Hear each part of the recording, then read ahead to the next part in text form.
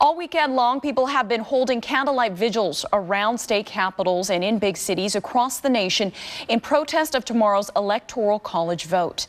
Vigils are scheduled for tonight in both Seattle and Olympia. KIRO 7's Joanna Small is live in Capitol Hill at Cal Anderson Park, where a vigil there begins in just a few hours. Joanna. Lindsay, people who will be gathering here at Cal Anderson Park have indicated that they will be standing in solidarity with the other people across the country, as you mentioned, in protest of Trump trying to ensure that he does not become president instead of just president-elect. Now, founding father Alexander Hamilton described the Electoral College as the institute in power to choose the best president regardless of the popular vote. So this nationwide movement is named for him, hence Hamilton electors. The process can be confusing, but electors are not required to cast their vote for the candidate they are pledged to. The Hamilton electors emerged after new information that the Russians hacked the election in order to ensure Trump prevailed, although a Seattle University political scientist says that likely was not the reason.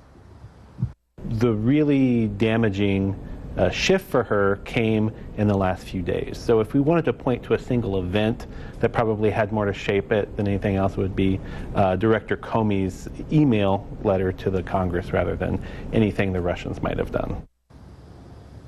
He, of course, was talking about the last few days of the election. Still last week in federal court, two Washington state electors argued that there should not be a $1,000 fine in the state for electors who choose to vote against their pledged candidate.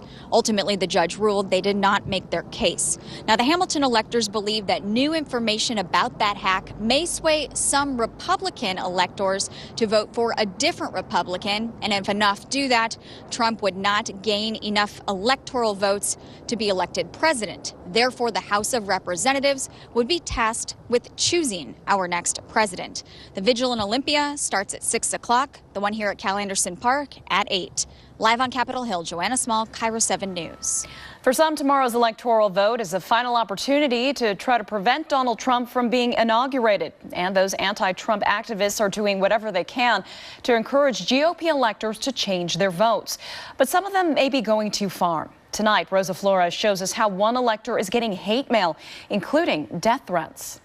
So this one came in a day before the election. Hey, blankhead, I'll find you and put a bullet in your fat, blanking mouth. Death threats fill Michigan elector Michael Banarian's social media accounts. So this is a tweet I received, has a picture of a noose on it. His mailbox packed with demands coming from around the country. 2,000 just this week, he says. Oregon, Oklahoma, Washington State. I am so sorry. The mailman even interrupting our interview to deliver another 600 letters, all calling on him not to vote for Donald Trump.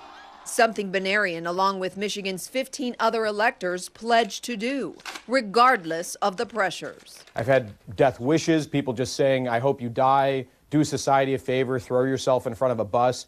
And just recently I was reading a blog about me, and unfortunately these people not only called for the burning of myself, but my family, which is completely out of line. Banarian has no choice. Michigan state law keeps him from changing his vote.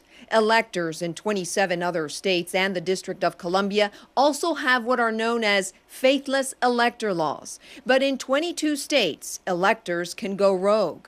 Anti-Trump groups are not letting up, posting the names and addresses of 283 electors on the internet, encouraging people across the country to write the electors asking they vote against Trump.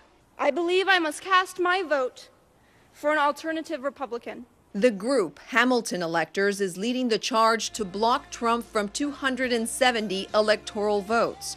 They say at least 20 electors are on board, but they need 37 for the election to go to the House of Representatives. Republican members of the Electoral College, this message is for you. Hollywood stars are pushing for an alternate ending as well, releasing this video. By voting your conscience, you and other brave Republican electors can give the House of Representatives the option to select a qualified candidate. But that's never happened before.